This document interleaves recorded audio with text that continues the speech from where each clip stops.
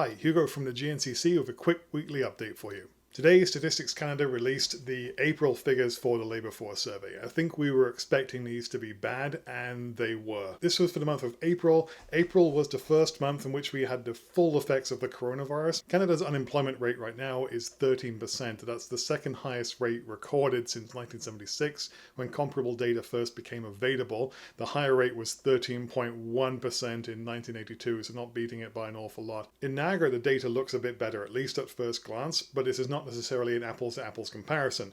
In Niagara, the unemployment rate is 9.9%. However, in Niagara, it's a 3-month moving average, which essentially smooths out the number over a 3-month period. But that means we're taking in the previous 2 months into account, which is kind of pulling the unemployment rate down, whereas the provincial and the national numbers are actually based on the current month. So Niagara's unemployment rate is almost certainly higher than that 9.9%.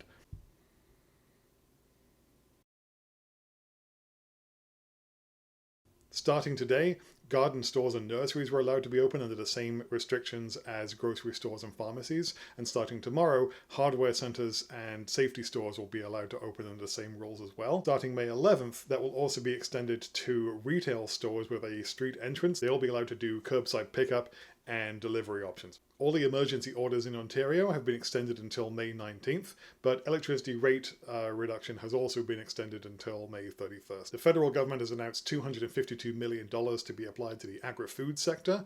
This is obviously very welcome. However, industry lobbyists in that sector were actually asking for $2.6 billion worth of consideration. So we hope that this is the first of more announcements. And previously, with a lot of the government's measures, that has been the case. So we're hoping that in the coming days and weeks, there will be more support for this sector.